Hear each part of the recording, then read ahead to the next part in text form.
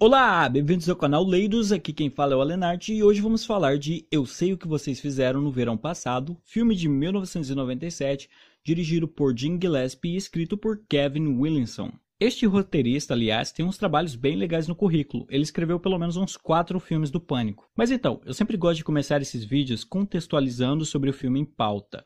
O roteirista Kevin Williamson, em 1996, escreveu Pânico, filme maneiro, todo mundo gosta, e aí em 1997 ele vem com essa ideia de adaptar esse livro de 1979, cujo nome era o mesmo do filme, né? Ou seja, Eu Sei O Que Vocês Fizeram no Verão Passado, que é do autor Lois Duncan.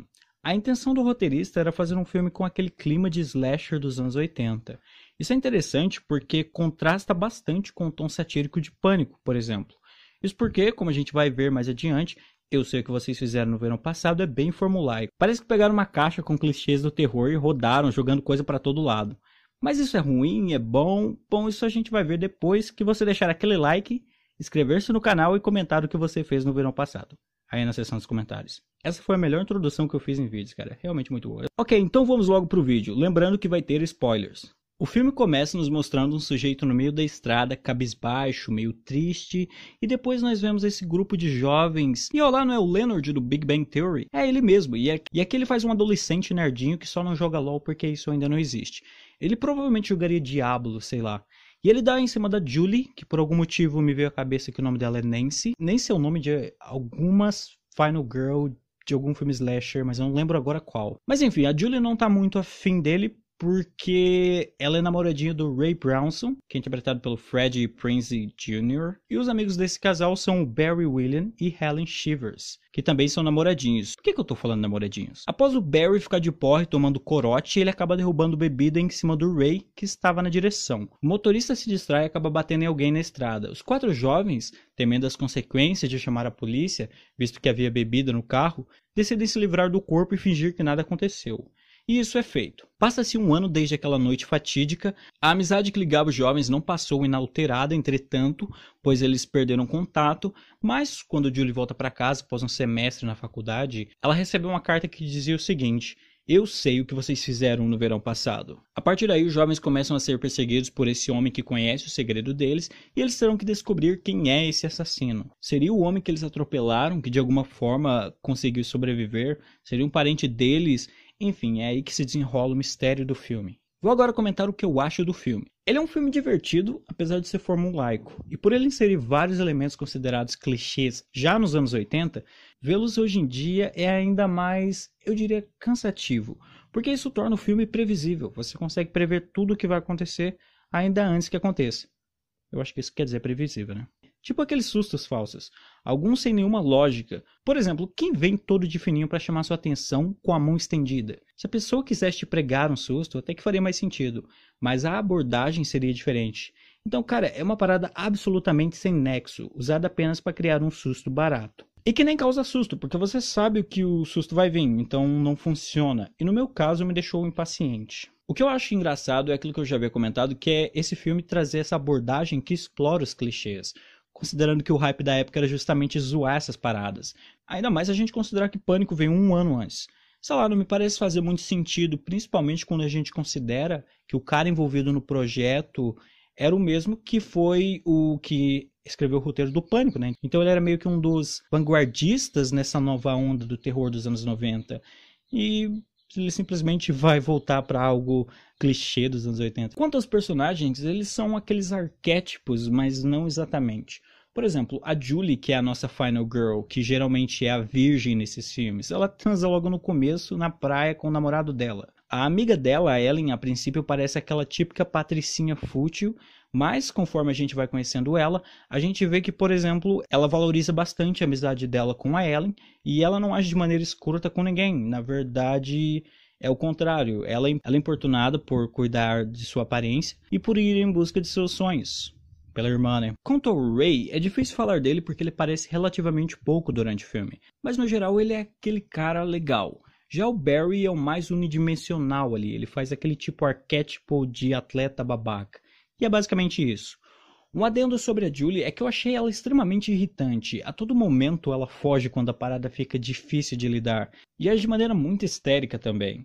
E ela tem um pouco daquela atitude garota certinha que enche um pouco o saco. Apesar que, como dito, em certos aspectos ela quebra esse estereótipo. Agora vamos falar do roteiro. Ele consegue ser bem te mantendo interessado no mistério, ou seja, o mistério de quem está cometendo os assassinatos. O filme vai colocando as pistas aos poucos, sempre te dando uma nova, e isso mantém o espectador interessado. Claro que para fazer essa parada de colocar uma pista de cada vez, o roteiro usa muitos artifícios.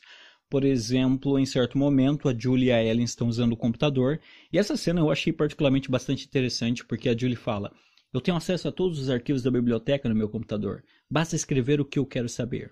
E isso é muito coisa dos anos 90, porque na época a internet era ainda aquela novidade, aquela coisa que nem todo mundo sabia bem o que era. Aí eles botam esse puta diálogo expositivo e que data a obra para informar o público do que está acontecendo ali.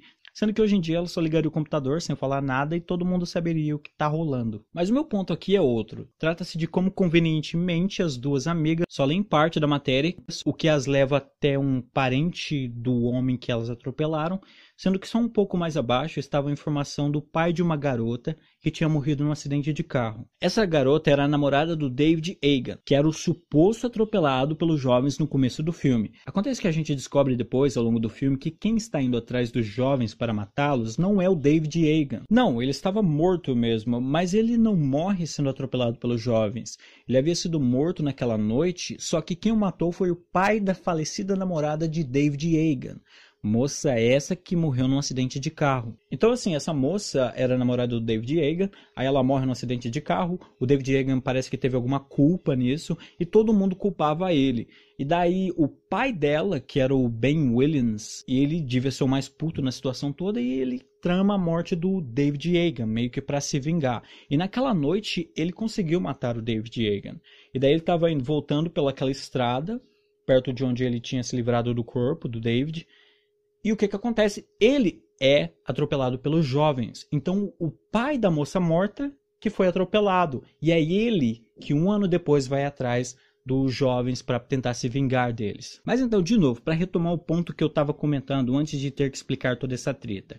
Coincidentemente, as moças não leem sobre o pai da garota morta e nem sobre a garota morta.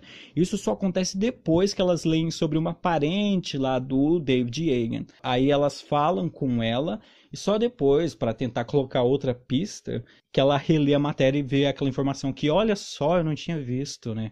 Então sempre tem essas coisas que meio que tiram a credibilidade do roteiro, tornam ele artificial, mas é para seguir a narrativa pelo caminho que o roteirista tem em mente.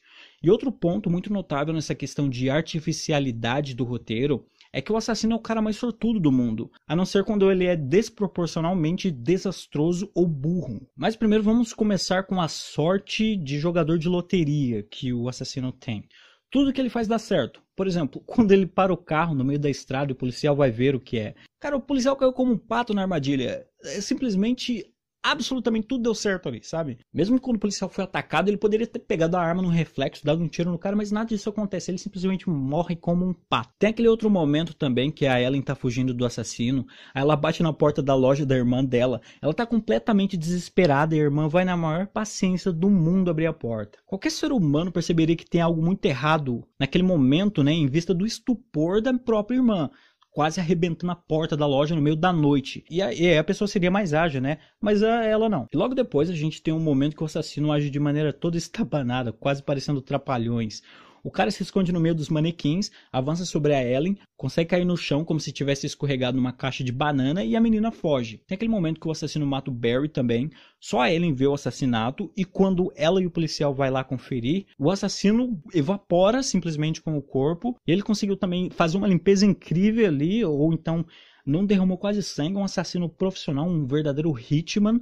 Fora que o policial, quando ele vai ver a cena do crime junto com a Ellen, ele também, coincidentemente, meu amigo, não bateu os olhos no local onde havia um pouquinho de sangue ali. Tô falando, cara, esse assassino é o cara mais cagado do universo. Além disso, o assassino tem poder de teletransporte e sabe onde todo mundo está a todo momento. Eu juro que em certo momento eu pensei... cara, será que são dois assassinos? Porque eu vi esse filme, tipo, anos atrás, cara. Eu lembro, assim, partes. Assim como eu lembro partes das sequências. Nada muito claro pra mim, sabe? Então, eu pensei assim, caraca, são dois assassinos. Porque tem um momento, o homem do gancho tá num lugar e de repente ele já tá em outro, sabe? Claro que isso é um pouco de referência aos slashers dos anos 80, que tinham esses assassinos que pareciam se teletransportar, tipo Jason. Mas é complicado colocar isso aqui uma vez que você estabeleceu que o assassino é humano. Mas pra mim o pior é quando o assassino consegue colocar um corpo e uma porrada de caranguejo dentro do porta-mala do carro da Julie. Aí ela vai chamar os amigos pra ver a parada e quando volta não tem mais nada. Porra, meu irmão, não tem nenhuma laminha ou vestígio de umidade dos caranguejos, nem rastro do corpo. Isso não é um assassino, cara, é um ninja. Tem outras coisas também, como a hora que a Julie vai ver a irmã do David Egan pela segunda vez e a mulher parece ameaçadora com a faca na mão e na verdade, oh não, ela tá de boa, ela só tava cortando uns peixes. Mas que coisa, né? Ela tava parecendo uma assassina completa ou uma psicótica, mas não é isso não, cara. E eu, claro, totalmente não percebi que isso seria um falso momento tenso, né?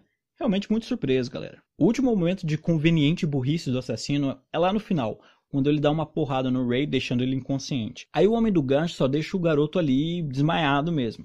Tipo, cara, é melhor matar logo esse jovem, porque ele pode acabar atrapalhando seus planos quando você levar a Final Girl pro seu barco para matar ela. Sim, ela que estava fugindo do namorado por causa de uma paradinha escrita no barco dele, que fez com que ela não confiasse mais nele. Mas de repente ela decide confiar nesse estranho que aparece do nada, que é você, senhor assassino. De qualquer modo, senhor homem do gancho, mata logo esse jovem e não deixe ele apenas inconsciente no chão, porque senão ele vai entrar no seu barco, fazer você perder sua mão, o que é bem poético, mas muito dolorido, e você será jogado no oceano, deixando um ar de mistério, fazendo com que o público fique apreensivo com essa ambiguidade, o que gerará sequências que vão gerar muita grana, mas serão bem questionáveis em termos de qualidade, como se esse primeiro já não fosse. Antes de a gente encerrar, eu quero ressaltar a coisa mais anos 90 que você vai ver hoje.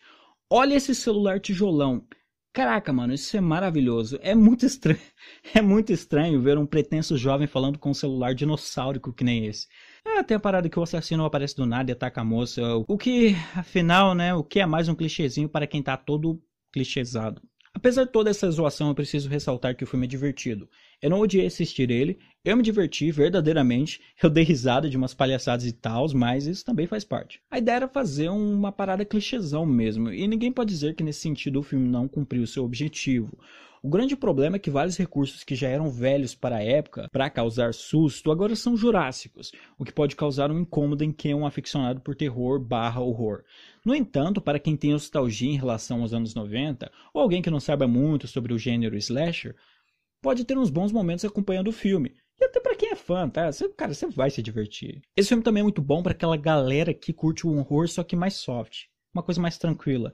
Porque o filme não tem muito gore. Na verdade, apenas uma morte lá é mais impactante. Lá pros 20 minutos, que é inclusive a do John Gallagher, que faz o Max. Aliás, velho, por que ele morreu? Ele era o cara que só se ferrou nessa trama, velho. Do começo ao fim. Ele tentou pegar a menina, não conseguiu. Quase apanhou do valentão lá. Depois foi importunado pelo outro cara que achou que ele tinha feito uma parada que ele nem fez. E no final o cara leva uma ganchada e tem a pior morte no filme, bicho. Ele é o cara que tava no rolê errado, sabe? Simplesmente isso. De qualquer modo, as outras mortes são fora da tela. Ou uma coisinha bem de boa, sem nada muito gráfico mesmo. Bom, então é isso que eu tinha pra falar de Eu Sei O Que Vocês Fizeram no Verão Passado, que aliás é um título bem longo, eu tava pensando até em usar algumas siglas, mas enfim, né, agora já foi. Talvez você tenha notado também que eu não falei de atuações, mas é porque eu vi o filme dublado. Eu assisti pela Watch Brasil, que é um serviço de streaming, que eu nem assinei de propósito, na verdade ele já veio com o meu plano de internet, e lá tem vários filmes. Tem alguns filmes legais, mas não são tantos. De qualquer forma, a grande parte dos filmes lá só tem dublado, o que simplesmente é inacreditável, cara. E eu acho que esse serviço de streaming tem alguma parceria com a Paramount Pictures, porque eles têm o selo da Paramount Pictures lá quando você vai ver um filme, enfim. A questão é, só tinha dublado, então eu só vi dublado, então não dá pra falar de atuações. Bom, de qualquer forma, era isso que eu tinha pra falar sobre esse filme. Se você quer que eu fale sobre as sequências, a impressão que eu tenho, por que será que as sequências são uma coisa assim pavorosa? Mas enfim, se você quer que eu fale sobre elas, deixa aí nos comentários, porque de repente aí a gente faz, beleza? Então é isso que eu tinha pra falar por esse vídeo. Não esqueça de deixar aquele like se você ainda não deu like, ou se inscrever caso você não seja inscrito. Comentar aí o que você fez no verão passado, provavelmente só jogou LOL. Então é isso por esse vídeo, a gente se vê no próximo e tchau!